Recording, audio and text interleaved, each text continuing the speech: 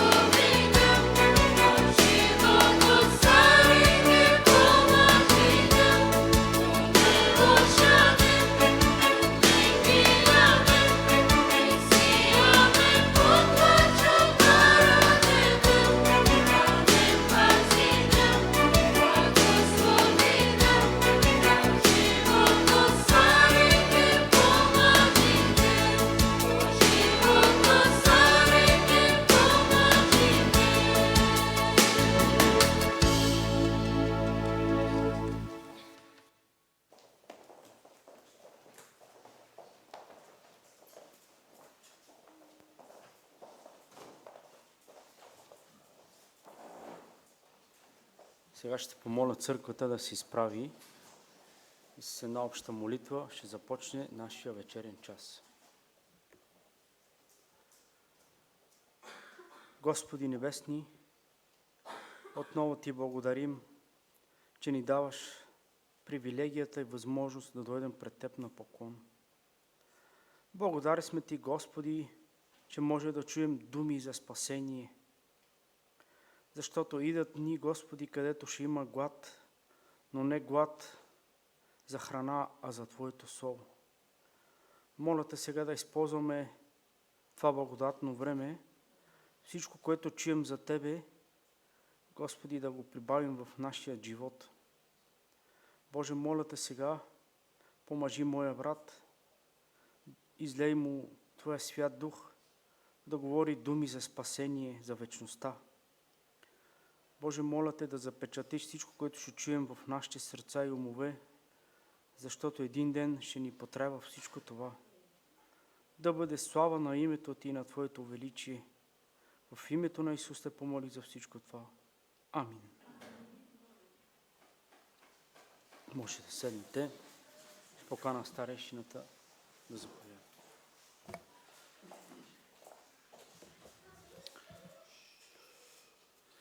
Някои си отпочинаха, някои сме уморени, но от съботата по-ценно няма. От деня за почивка всеки обича този ден да почива, независимо как ще го използва, но всички обичаме почивката. Тази следобед искам да се върнем всички към една случка, която Христос направи, преживя, нали, както искате ме разберете. Тя е записана в книгата Матей, 14 глава, от 22 до 23 стих. Аз съм си заоглавил темата от хляба към бурята и от бурята към поклонението. Защото точно в тази случка ни се описва, че преди Христос да изпрати ученици да влезат в бурята, Той нахрани там доста хора. Колко хора беше нахранил Христос? 5000. Христос ги нахрани и обърнете внимание, веднага вие знаете, че след като Христос направи това чудо и нахрани 5000, много хора решиха и искаха да го следват, защото това е земният цар, който те искаха да издигнат. Защото има ли по-голямо чудо от това? Някой да се грижи за народа и някой да милее за народа. Искаха да го направят земен цар. И понеже Христос предвидя тези неща, не знам вие колко сте мислили по този въпрос, но след чудото Христос веднага накара учениците да влязат в ладията. И това е описано в 22 стих. Вижте, аз не го слагам от себе си, прочетете го вие. А младежите, настанете се, няма проблем, ще изчакам. И веднага Христос в 22 стих, след всичката вече приключва нахранването, започва да заминава деня и Христос какво казва? И на часа накара учениците да влязат в ладията и да отидат пред Него от въдната страна. Доклето разпусне, Той какво? Народа. Праща учениците, Той докато пусне народа. И като разпусна народа, изкачи се на бурдото да се помоли насаме. И като се чури, Той беше сам. На гледнато, когато виждаме тук от една случка, когато се опитваме да влезем в нея, нахранва хората, Той праща учениците, отидете, качете се в ладията и отивайте на срещната страна, аз ще дойда. Дори и нямам и свидетелства, че нали, Той казва, ще ви последвам. Но ги изпраща там. И след като Христос ги праща, Той се качва и отива на планината да се моли. Това е друга тема, която е специално за планината и защо отива Христос на планината. Малко е свързано с светилището. Защото планината е Божието присъствие. И Христос къде е сега? Къде е Христос? Той се моли. Той ходатайства при нас, нали, за нас сега в момента. Така че Христос ги изпраща и Той отива на планината, текста завършва, да се моли насаме. И като се свечери, вече Той беше там сам. И сега, ние точно тук ще разгледаме и ще извадим и поуките от точно тази дълбока неща. В гръцката дума тя е силна, означава почти ги принуди, принуждава ги да отидат, да се качат ладята и да отидат. В Йоан 6 глава 15 стих контекста решава, че след нахранването, което той прави, те искат да го направят цар. Нали? Това казва текста, обаче учениците също носят в сърцата си тази мечта за земното царство. И те виждат чудото както политически шанс. Сега е момента, 5000. Шансът е той да стане цар. Обаче Христос прекъсва тяхната илюзия. И те Исус, като разбра, че ще дойдат да го вземат на сила, за да го направят цар, пак се отегли насаме в хълма. Христос приключва тази илюзия, които хората си въобразяват, че той трябва да стане земен цар. И бурята става средство за разрушаване на фалшивото месианско очакване. Бурята става точно това средство, да разруши тази мечта за земен цар. И чуйте един от цитатите в Копнежът на вековете, където Елена Вайт пише там в глава 40. Учениците още споделяха надеждите на народа за земно царство. И тази буря беше копнеж да им разкрие тяхната слабост и да ги доведе до по-дълбоко упование. До по-дълбоко упование. И сега, отиваме във втора фаза, четвъртата стража. Или това е педагогиката на закъснението. И в четвъртата нощна стража, в 25 стих, се казва,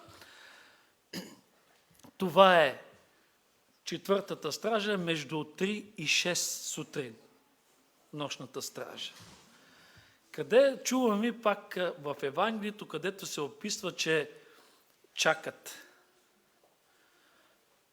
младоженица.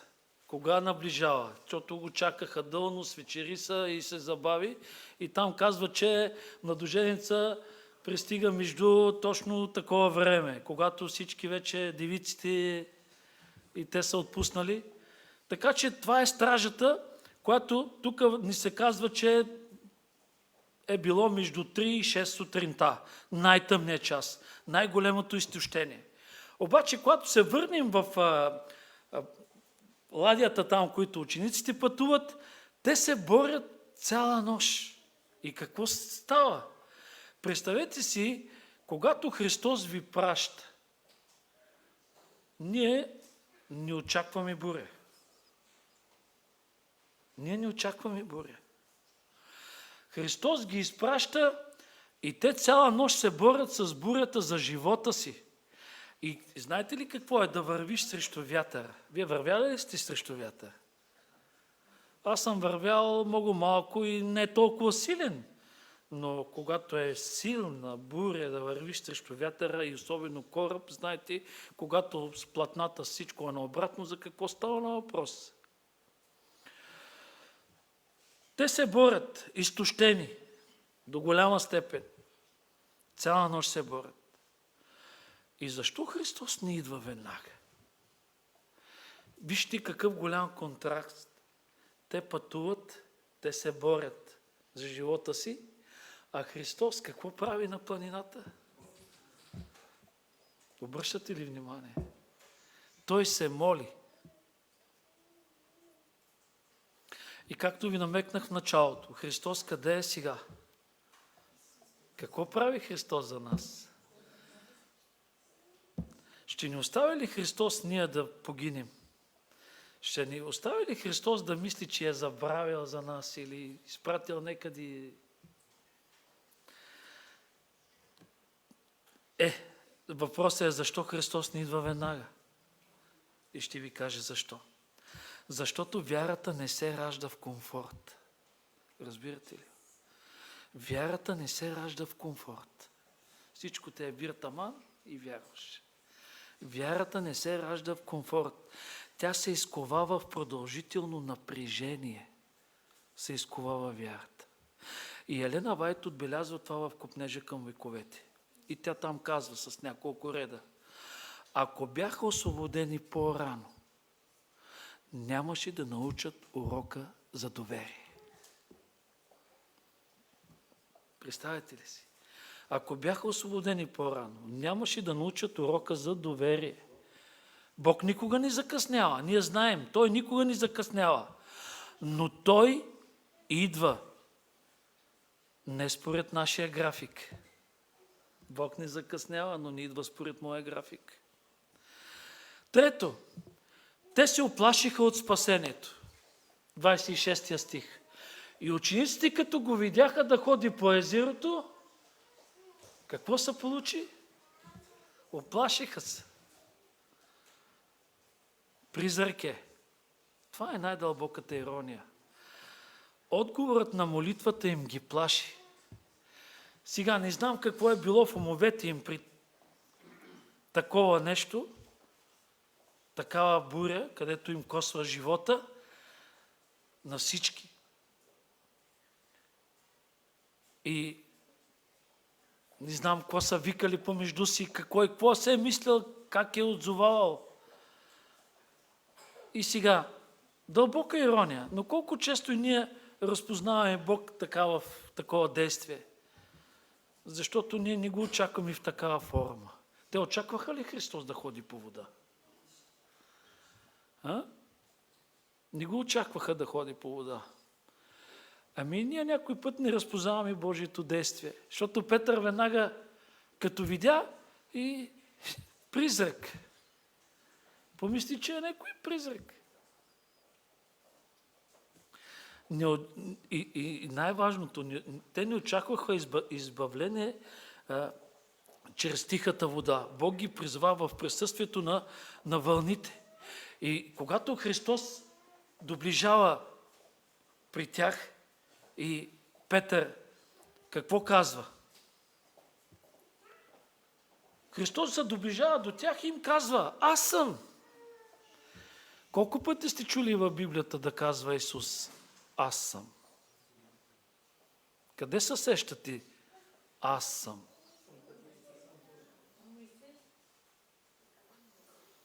Как се казваш, Господи? Кой си ти? Аз съм. Аз съм.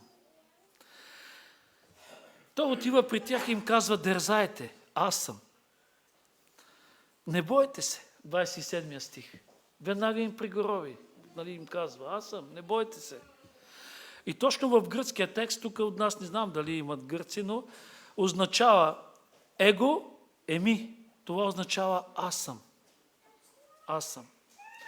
Това също име, което Бог употребява и в Изход, както ви казах, 3 глава, 14 стих. Аз съм. Тук Христос не просто казва: аз съм Исус, а Той заявява божествена инцидентност. Така че в бурята учениците получават откровение за божествеността му. И бурята става място на благословение. Бурята става място на благословение. И чуйте Елена Вайт какво продължава да пише в книгата "Копнежът към вековете". В тъмната нощ те не разпознаха в него своят Господ. В тъмната нощ не го разпознаха. И сега, когато отиваме малко по-надолу, Петър не просто е импулсивният ученик, но той представлява вярващия. Ние много често сме чували от проповедите, които казват, че всички ние сме петровци. Нали? Реагираме като Петър. Бързи решения, отказваме се, всичко правим като него. На бой, първо скачаме ние, всички да решим проблема, първо ние. Така че всички сме петровци. И той представлява вярващия, който иска повече. И той казва: Господи, ако си ти, ако това си ти, аз ще ти се доверя. И сещате се какво казва. Исус му казва само: Господи, ако си ти, да дойда при теб. Исус какво му казва? Зададе ли му въпроси? Нещо го пита Петре. Какво казва Исус? Кажете вие: дойди. Дойди. Няма обяснение, няма граници, само покана. Дойди. Така че в теологията на стъпката водата си остава вода. Вълните не спират, но Словото на Христос променя физиката. Разбирате ли ма? Бурята си върви, водата си е същата, вълните не спират, но Словото на Христос променя физиката. И сега, като кажем, че Словото променя физиката, какво промени Бог в физиката? Бог не примахва бурята, но тя променя позицията си спрямо нея. Защото текста казва, като видя Петър, оплаши се. Оплаши се. Той вече е върху водата. Господи, ако си ти, да дойда при теб. Ела, тръгва, обаче той вече е върху водата. Чудото вече се случва, да ходиш по вода. Но вниманието се измества. Вниманието се измества. Разбирате ли? Вниманието се измества. Ела, тръгваш, но вниманието не е той. Нещо друго отнема вниманието. И затова Петър потъва. Грехът често не започва с действие, а с преместване на фокуса. Съгласни ли сте с мен? Как започва един грях? Не чрез действие, а когато преместваш фокуса, тогава започва. И Вайт казва, щом отклони очи от Исус, Петър започна да потъва. Това го казва в Копнеш на вековете книгата. Щом отклонява очи от Исус, веднага започна да потъва. И той казва, Господи, спаси ме. Няма теология, няма формула, няма молитва. Само един вик. Господи, спаси ме. Само един вик. И това е същността на спасението, зависи. В зависимост Исус не изнася лекция. Исус директно протяга ръка и веднага го хваща. И сега, кажете ми, кое е по-бързо? Падението или благодатта? Кое е по-бързо?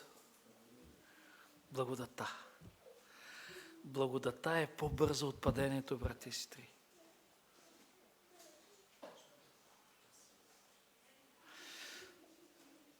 Имаме ли благодат? Колко падаме? Затова благодатта е по-бърза. Тя винаги е по-напред. Тя е по-бърза от падението. И сега корабът, това е образа на църквата, нали? Ладията. Когато Исус влиза в кораба, в ладията, да кажем, нали, така описан текста, ладията, вятърът утихва. И тогава идва първото открито поклонение. Първото открито поклонение на Евангелието от Матей. Те казват всички, наистина ти си Божия син. Забележете последователността. Наистина ти си Божия син. Чудо, буря, страх, откровение и накрая поклонение.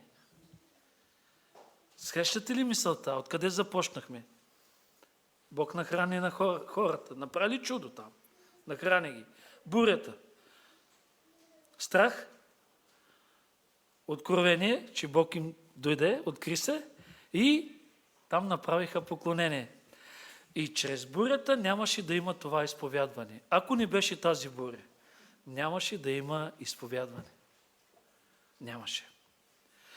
Сега, пророческата и последната перспектива каква е? В морето, ние знаем, в тези, които си четем по-дълбоко Библията, морето в пророчеството символизира народите. Нали? Множество народи. Даниил 7 глава, Откровение 17 глава. И трябва да знаем, че светът също ще преживее духовна буря. Аз докато правих тази тема, дори я бех съчетал с Откровение в последните събития, но реших да изнеса малко да не ви вкарам 3 информации, да е малко по-сложна за вас, за да го схванете и може би по-нататък ще направим последователността. Но светът също ще преживее тази духовна буря. И Вайт пише във Великата борба, вижте какво споделя тя. Божият народ ще премине през изпитания, но Христос ще се разкрие като тяхна сигурност. Те ще преминат като пред изпитания, но Той ще се разкрие като тяхна сигурност, както го направи пред учениците. Така че църквата, ладията, която говорим, тя може да бъде блъскана, както беше блъскана от бурята, но тя няма да потъне, ако Христос е в нея. Тя няма да потъне, ако Христос е в нея. И най-дълбокия въпрос. Какво те плаши повече? Какво те плаши повече? Бурята? Или това, че Христос идва по начин, който ти не контролираш? Задайте си въпроса. Кое ви плаши повече? Бурята или това, че Христос идва по начин, който ти не контролираш? Ще спрем до тук и преди да направя обобщението, ще чуем една песен в средата и след това ще продължим с заключителните думи.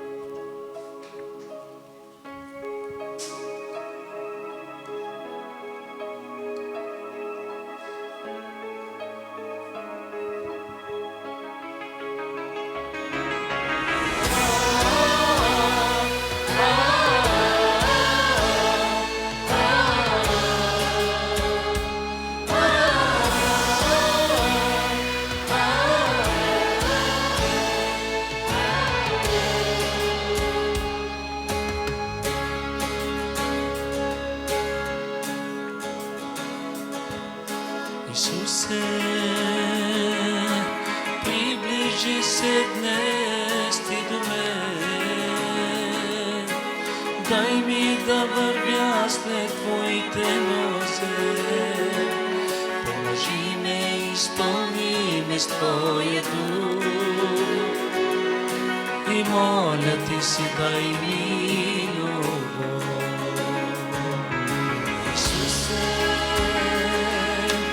Приближи се днес ти до мен, дай ми да вървя след твоите нозе, поможи ме, изпълни ме с твоя дух и моля ти си, дай ми любов. Светлина си ти за мен, Боже, моята сила си ти, така надежда си ми ти, познаваш ме ти, Исусе, извърши моите сълзи. Исусе, светлина си ти за мен, Боже, моята сила си ти, надежда си ми ти, познаваш ме ти, Исусе, избържи моите сълзи.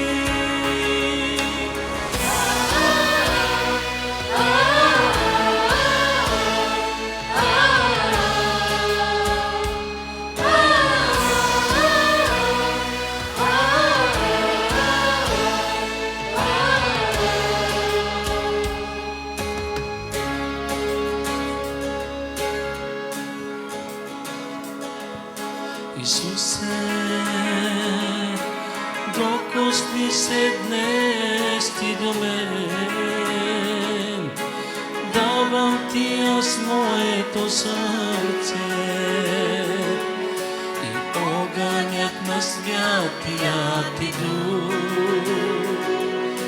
изгаря всеки грях в мен.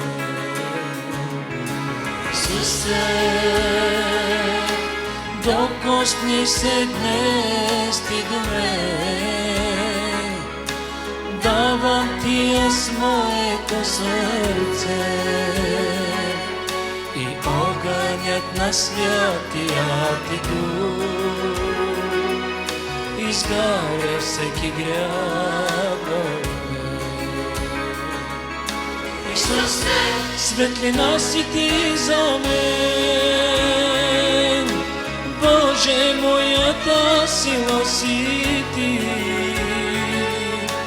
тако надежда си ни ти, познаваш ме ти. Исусе, избърши моите сълзи. Исусе, светлина си ти за мен, Боже, моята сила си ти, тако надежда си ми ти, познаваш ме ти. Исусе, избърши моите сълзи. Исусе, избърши моите сълзи. Исусе, избърши моите сълзи.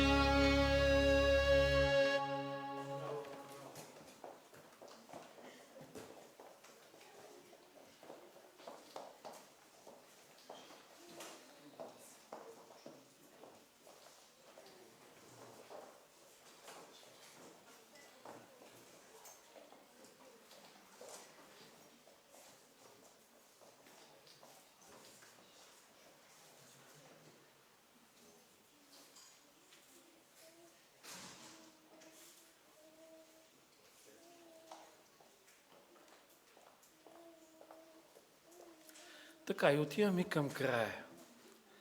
Случката, историята, която разгледахме и въпроса, който приключих. Какво те плаши повече? Бурята или това, че Христос идва по начин, който ти не можеш да контролираш или начина, който ти не контролираш? И сега в заключение, 14 глава, 22 до 33 стих. Не е просто история за чудо. Ако си мислите, че когато четете тук това, което е записано от 14 глава, от 22 до 33 стих, не е просто история за чудо. Това се разказва за...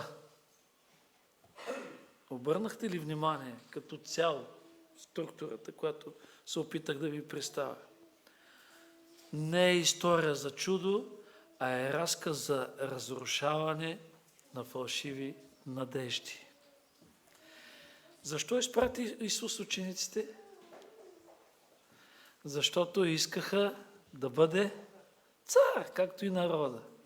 Нали? Аз съм си записал 5 неща. Разказ е, че това е разрушаване на фалшиви надежди. Второ, оформяне на зряла вяра. Оформя зряла вяра в тях. Откровение за божествена идентичност на Христос, че Той е Бог, който идва там при тях. Благодат, която спасява в момента на потъване. Благодат, която спасява в момента на потъването ти. И последното е поклонението. Това е редовно в изпитание. Това е редно в изпитание. Така че бурята не е доказателство за отсъствието на Бог. Разбирате ли? Бурята не е доказателство, че Бог отсъства. Тя е сцена за Неговото разкритие, за Неговото разкриване. И когато всичките люди чуят гласа "Аз съм", това е достатъчно. Когато чуят людите гласът "Аз съм", това е достатъчно.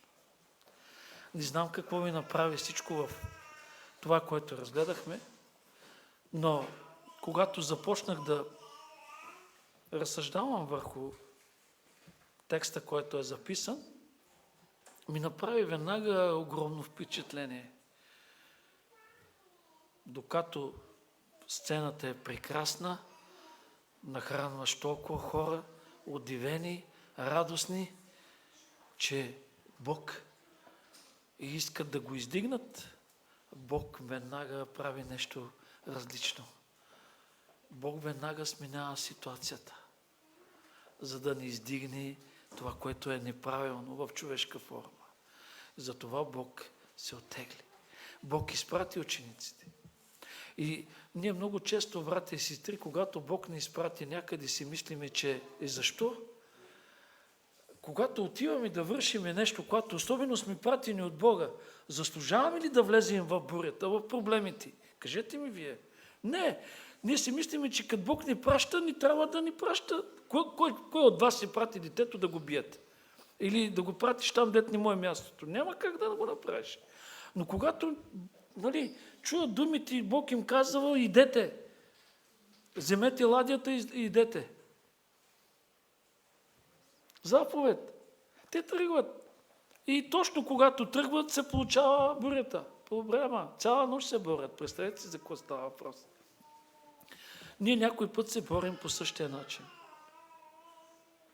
Някой път се борим по същия начин. И мислиме, че когато Бог ни изпраща, всичко ще върви по мед и масло. Само че виждате, че тук ситуацията не е така. Макар че и Христос отива. И знаете ли, аз съм се ровил малко по-така надълбоко. Защо Христос ходи по вода? За да им направи чудо ли? За вас. Защо Христос ходи по вода? Вие може да ходите по вода?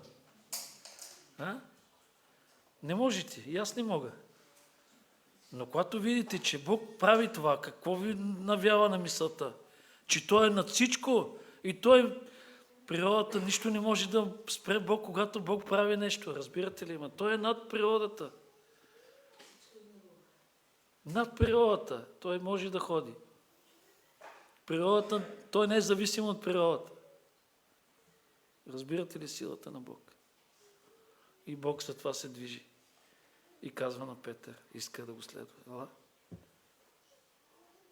Така че Бог да ни помогне, да бъдем и хора, които да разбираме смисъл на това, което престои. И каква е цената за това, че Христос не се разкрива. И когато всичко се люлее около нас и когато чуете гласа, аз съм. Това е достатъчно. Знаете ли, в последно време, когато започнат агониите, ако ви го кажа, не знам дали ще ме разберете, но има много силни думи, които ние се плашим от тях, защото си мислиме, когато дойдат усилните времена, ние трябва да бъдем готови. И какво си мислите, че вие може да постигнете, за да кажеш: Господи, ето аз устоях? Какво ще правите? Кажете ми кой е то, който може да си дигне ръката и да каже: аз ще устоя. Защото че има такива. Но благодарение на какво устояваш? Спасението не го получаваш, че си издържлив. Спасението го получаваш даром. Бог изпраща Светия Дух да те запечата, защото никъде не се говори в Библията, че почват страданията и тогава Бог ще помага. Запечатването и тогава идват страданията. Разбирате ли му? Когато си определен, когато Божия Дух вече е взел решение за теб, нищо не може да стане с тебе. Ти може да си мислиш много неща. Разбирате ли ме? Но много хора се плашат. Как ще устоя? Като дойдат? Какво? Не знам. Как ще... Ако кажат децата, жената, какво ще правя? Не. Предварително Бог всичко ще подготви. Разбирате ли ме? Това, твоето изражение и устояние е на базата на това, че ти вече си взела решението. И кое ви остава в мисълта? Знаете ли кое ще остане? Това, че ние вярваме в този Христос. Това остава в нашата мисъл. Яков къде се хвана? Яков от какво се страхуваше? От брат си, нали? Тръгва там да не го убие, да не му вземе живота. До последно това го притесняваше. Но коя е надеждата, която му даде на Яков? Кой му махна притесненията? Това, че какво бил? Да не би да победил Христос в борбата? Какво беше желанието му? Да бъдеш с мен. Защото ако теб няма, аз губя. Затова ще е в последно време, това ще е най-силната ни точка. Да се хванем за Христос и да вярваме в Него. И получаваме избавлението. Благодата. Тя идва преди падението. Разбирате ли? Това е смисъл. Да не си мислим, че ще бъдем и много яки, за да устоим и да събим в градите, както са бише Петър. Господи, където и идиш, аз ще бъда с Тебе. Не е това смисъл. Разбирате ли? И дано Бог ни помогне да разберем, че в последно време онези, които чуят гласа му, аз съм, те ще се избавят. Те ще има избавление. Жалко ще, ако не чуем гласа му. Защото Петър извика: Господи, спаси ме! Нито решил нещо нито да се изповядва, Господи, спаси ме! Това му бяха думите. И благодата веднага подава ръка. Избавлението идва на момента. Дано Бог ни помогне да бъдем хора, които винаги да се доверяваме на Исус. И когато Христос ни праща, да знаем, че не всеки път всичко ще върви тихо. Някой път можем да влезем в бурята, но то ще е в полза за самите нас, за да не си мислим нещо друго да вкараме в нашите мисли, нашите идеи. Затова Бог допуска такива неща, за да оправи грешките ни. И за да разбере, че изцяло ние трябва да се доверим само на Него и да търсиме Него. И дано Бог ни помогне в тази насока. Е желанието и молбата ми. Амин. Така в края ще чуем още една песен и след което ще се помолим.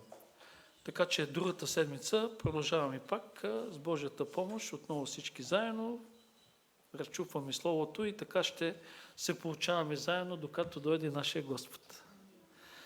Така че сега нека да се застанат, да се вземат местата хористи, да чуем последната песен, след което ще се помолим, ще минем в тиха молитва и в края ще останат братята и сестрите, за да можем да уточним графика, нали, за проповеди и за съботно училище.